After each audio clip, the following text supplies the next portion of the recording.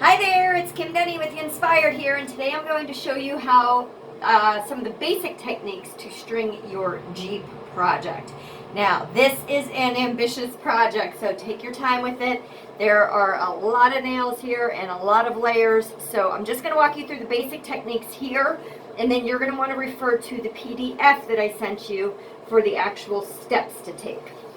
Because you want to do these in certain order so that you get this nice three-dimensional effect. I don't know if it comes across in the video as well as it does in person, but if you follow these steps, you're going to have a nice three-dimensional project here. Okay, so on your project, you have all the nails in. I went ahead and did the stringing on the little silver parts of the wheels, just because those are real small and I wanted to give you a starting point so that you can kind of make sense of these sections a little bit better. Then I outlined for you this first section, which you're going to complete. So I'm just going to show you the basic steps for this section here. And then, like I said, refer to your PDF, excuse me, for the complete set of instructions. So all you do is tie your string onto any nail with a simple knot. So just tie your string 2 times around any nail.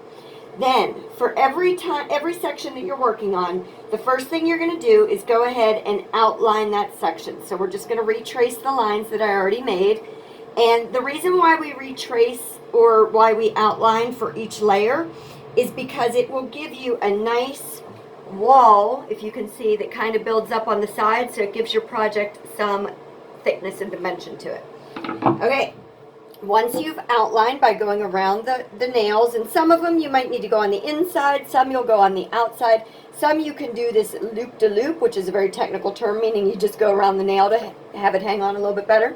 But once you've outlined your shape, you're just then going to go in any direction and do some random stringing. So you just want to make sure that you stay inside your lines, so you don't want to cross over on the outside here because that'll take away from your shape. But just pretend like you have a crayon in your hand and you're scribbling inside the lines. And you'll just make your way. There's no right or wrong way to do it. You'll just make your way through your shape until you've hit each nail about 1 time. Once you've hit each nail about 1 time, and it's okay if you've hit each nail more than once. If you have missed some nails, you're going to create several layers, so don't stress too much about it. Once you have completed a layer, you're going to gently take your finger and press down on the string so it moves down closer to the wood, and that'll give you room to work your next layer. Then you're just going to repeat that process all over again. So you'll outline your shape and then you'll do the random stringing. Most people do about 3 to 4 layers of outline, then random, outline, then random, outline, then random.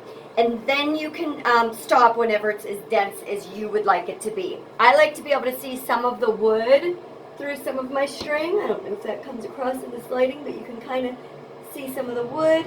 And that way it gives you some texture and dimension there.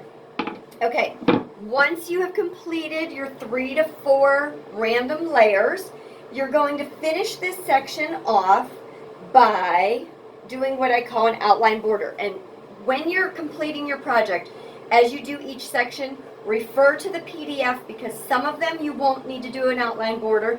Some you'll only do it on certain sides of that section because the other side will be covered up by another layer of string of another color or another section.